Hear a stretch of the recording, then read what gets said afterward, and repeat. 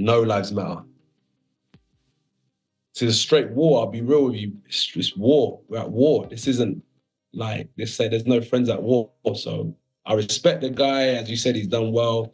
All that good stuff, but we're fighting. No, as of yet, I'll be honest with you. I don't want to go get my head bashed in. Sparring is sparring, and we can see some sort of technicality being shown. Now, a lot of people are calling it fake. They're saying that it's set up. Jared Anderson, Lawrence Okoli, some of the best the sport's got in the heavyweight division. And he said there's no way these guys are actually going in there and sparring to the full extent. Look, you're a fighter. You've had so many camps throughout your life. Do you think Jake is almost asking them to go easy, or do you think this is proper sparring going on? The point of sparring is to learn. The point of sparring is not for them to get in there and give Jake a concussion so he can't fight. Anthony Joshua has repeatedly called out Jake Paul's knockout sparring as misleading, arguing the clips overstate his ability.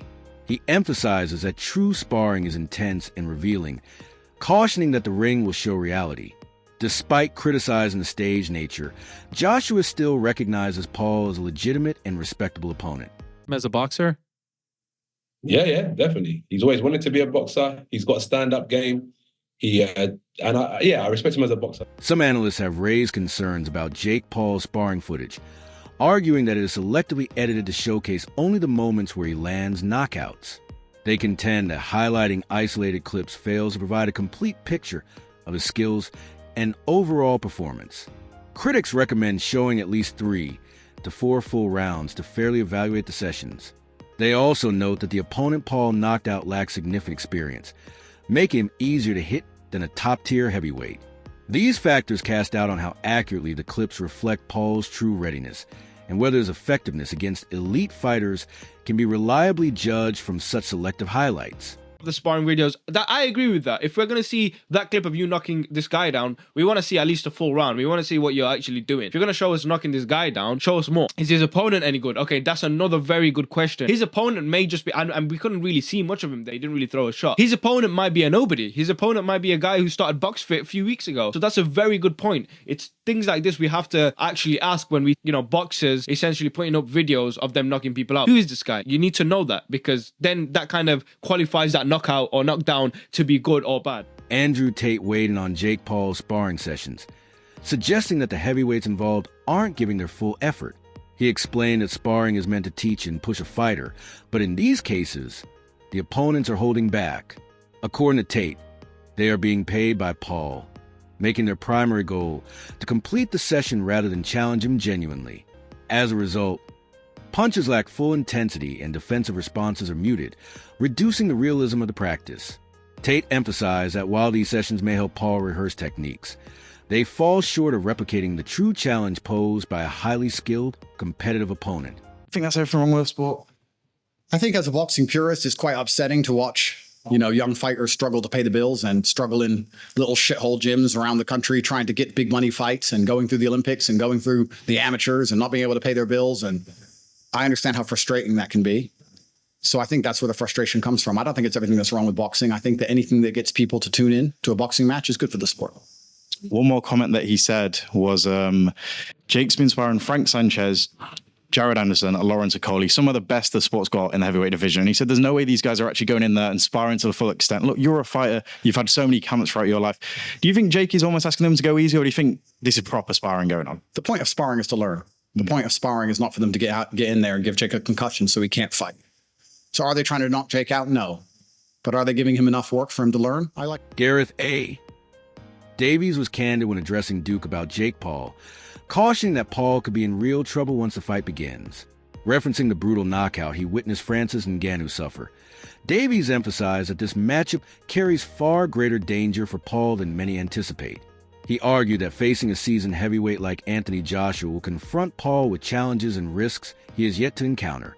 Davies stressed that the reality of the fight will become clear the moment the bell rings, transforming what might seem like a publicity spectacle into a genuine and serious test of Paul's skill, resilience, and preparedness. Yeah, go on, I watched him knock out Francis Ngannou inside 2 rounds. Yeah. How can that go 3 rounds with Jake Paul? It's very hard to knock out somebody that just hasn't come to fight and somebody that's just trying to survive. And that's what I think will happen to Jake Paul. Do you think he'll run? I think he'll run like a thief in the night. Once he sees the size of Joshua, those little 10-ounce gloves that they're going to be wearing, he's going to be petrified and his backside will fall out. I went to the press conference in Miami for that a couple of weeks ago, and he was planning to motorboat AJ, and he thought differently of it when he was standing with him. Good luck with that, mate.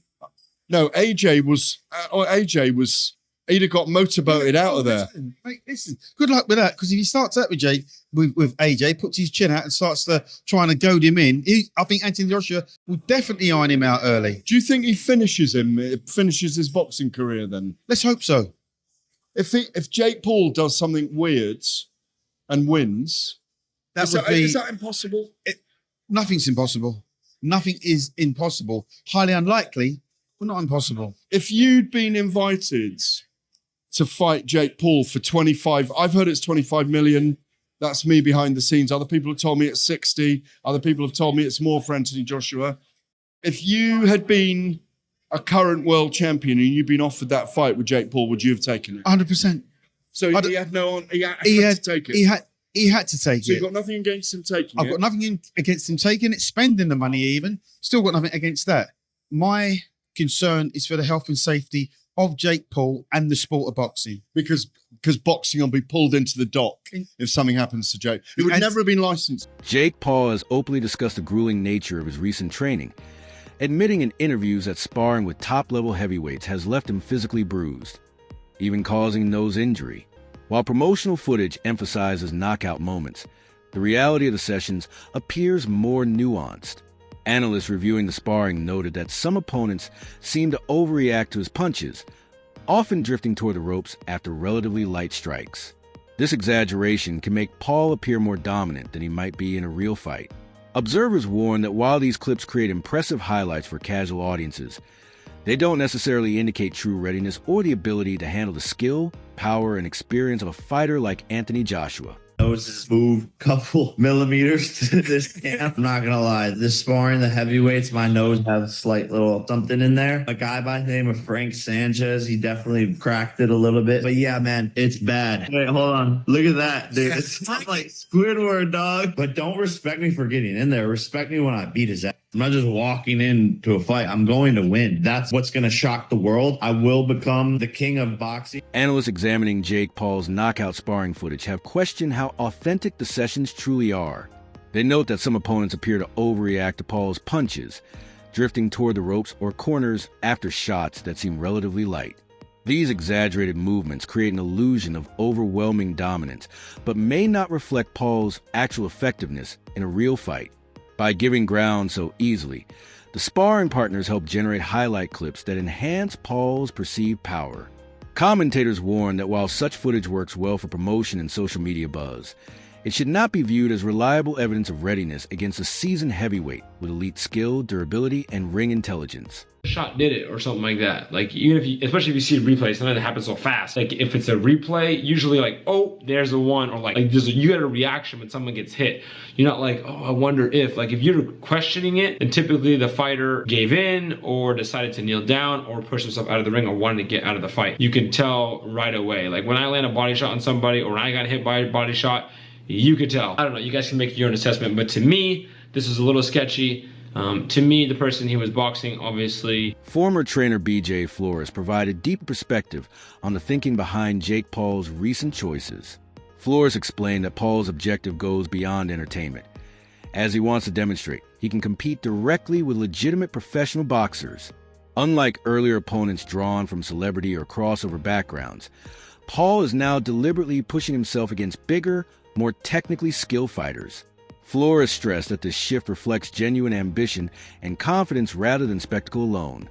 By seeking tougher challenges, Paul is attempting to move past novelty status and reshape how he is viewed within boxing, signaling a clear desire to earn credibility at a higher competitive level. Very, very tough fight. And, to anybody in the industry, Anthony Joshua is a world champion, a gold medalist.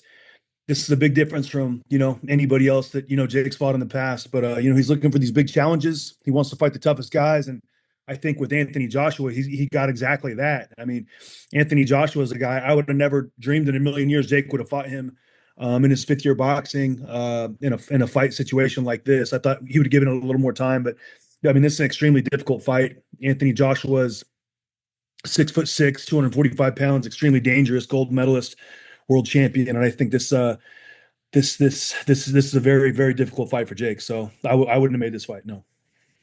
What do you give it in terms of percentage wise? Like 60% AG wins, 40% Jake Paul wins, or 50-50, 70-30? How do you give it? Well, I mean, you got to go up when you go off the resumes. That's what I go off of. A lot of people will say potential, like, oh, this could happen, this could happen. I only go off like who's beaten who. So if you look at it on paper, it doesn't look like Jake has any chance on paper, but I think that's probably why he wanted to make this fight. And like I said, I'm not in the camp, so I don't know all the conversations that are going on in camp Jake Paul right now. But on paper, this looks like an extremely difficult fight. And any boxing experts, that I've talked to, whether it's former fighters or whoever, they don't give Jake any chance at all. I'm not saying he doesn't have any chance. I'm not saying that at all. I'm just saying that, everybody in the know-how as far as the boxing world, they're like, Jake has zero chance to win this fight. And, it is on paper, though. It does seem like it's early. And it does, seem like it's premature, in my opinion. So what are you giving it then? A 90-10?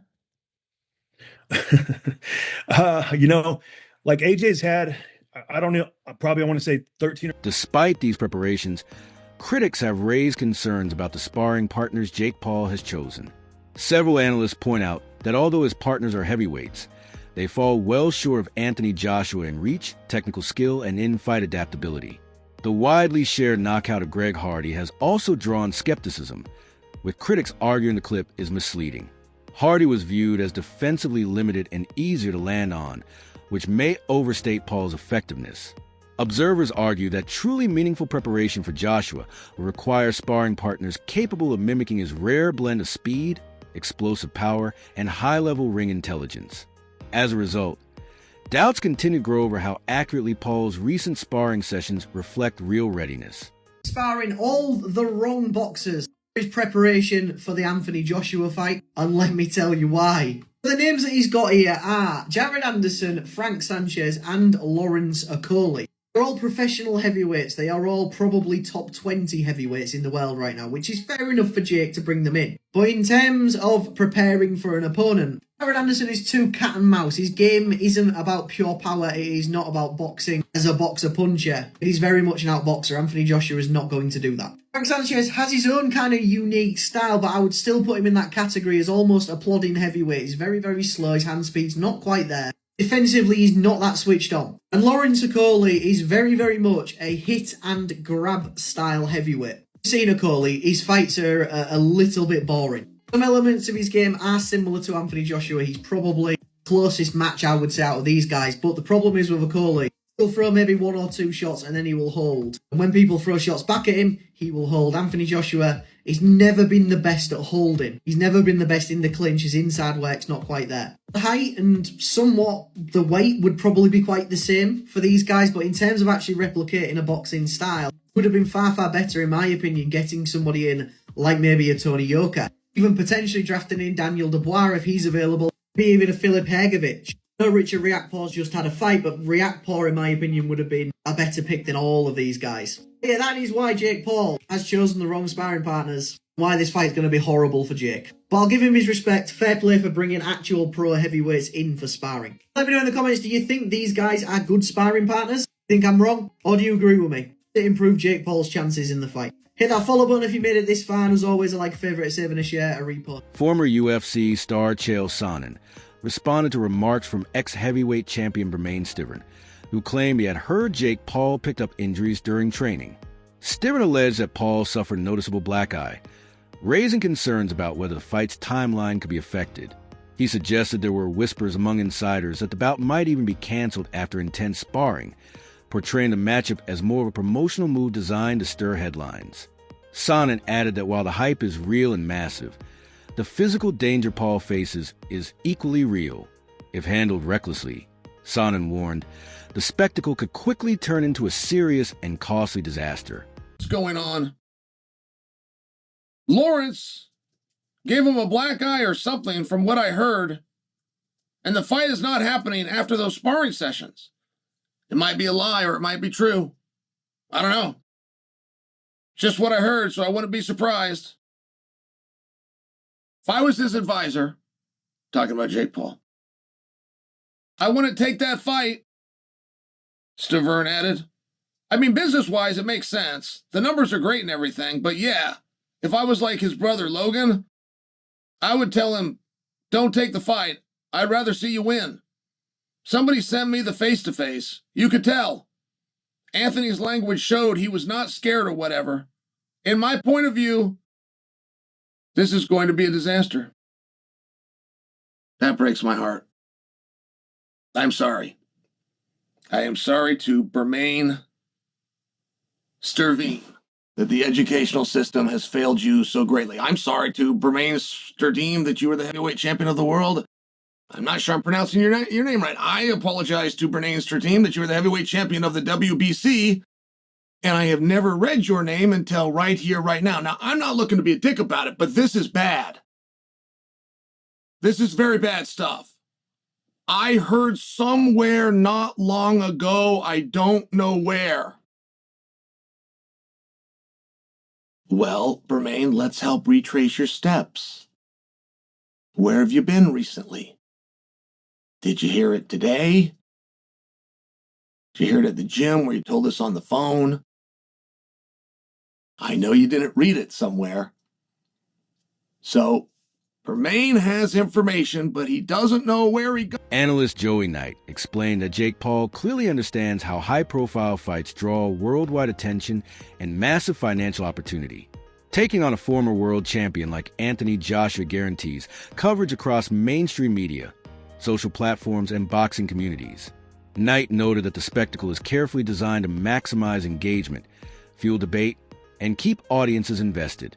Paul's team has strategically used this attention to sustain momentum and public interest. According to Knight, Paul is fully aware of what is at stake and is not stepping into the situation recklessly. He recognizes the exposure, risk, and potential long-term career rewards attached to a bout of this scale. A lot of cash, maybe not as much as the Anthony Joshua fight, but a lot of cash, and can still have a serious chance of going on to earn even more paydays. Whereas the damage that it could do to his body could be irreversible for that opportunity to earn money in a boxing career going forward. So is this the retirement bag? Or do you actually think you can win? Because I read a study recently, and I believe it said something along the lines of men overemphasize or overcalculate their ability to fight by about 500 times. And I'm saying Jake Paul would probably need to be 500 times better to stand a chance against Anthony Joshua. And I can't get how he doesn't already know this. Surely he has sparred with heavyweights. Surely the recent sparring that he had with the likes of Shakur Stevenson and with the likes of Ray Ford, amongst others, Badu Jack, surely that would have taught you that there are levels to boxing. And if these small guys are able to show you things that you had no idea that you were vulnerable to in a boxing ring, what happens when someone who hits 4, 5, 6 times as hard as that does the exact same thing to you and lands it on your chin? The whole reason of why I know where I am in the influencer boxing scene, in the misfit scene, is because of the level that I have sparred at. I've sparred boys that have gone on to box for world titles. I've sparred with English champions, and I've sparred with... Expanding on the wider discussion, iconic ring announcer Michael Buffer shared his thoughts on the cultural influence of Jake and Logan Paul in today's boxing landscape.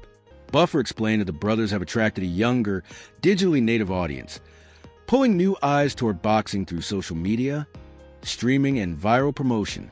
He believes their involvement has reignited attention around events that might have struggled to break into mainstream conversation. While acknowledging ongoing criticism from traditional fans, Buffer emphasized that the Pauls have added undeniable excitement to boxing marketing. Their ability to dominate headlines, spark debate, and globalize attention ensures matchups like Paul versus Joshua remain major talking points worldwide today. Logan, first of all, are fantastic athletes. In what Logan does with the WWE and what Jake does with boxing, he knocks people out and everything. And they both have massive fan bases. And for me, it's great to see people get young people that follow them that didn't have like they don't remember Ali or Joe Frazier or whatever. It's not in their wheelhouse. So it's great to see them developing fight fans and a big fight atmosphere. So it's very exciting. These two stood face to face, and the comment section on the internet was going crazy. They were like, call the ambulance now, basically. Like, Anthony Joshua looks dangerous standing next to him. Anthony Joshua is, at this time, and has been for years, the biggest puncher in boxing. He's a devastating puncher. So I got to give Jake a lot of credit for wanting to take this fight. Yeah, it's not. A lot of people saying it's not smart. If he somehow was able to surprise the world, what does this do for him? The word would be surprised if he shocked the world. But that's exactly why you got to give him credit. He wants to do it. He trains hard, he works hard, and he has a lot of faith in himself. So we'll see what happens. Technically, though, what's the biggest concern for you what's the biggest tip you can give Jake, knowing that you've watched Anthony so many times? That's a wrap for today's video. Thanks for watching. Stay tuned for more exciting content. And don't forget to subscribe, and hit the notification bell. See you next time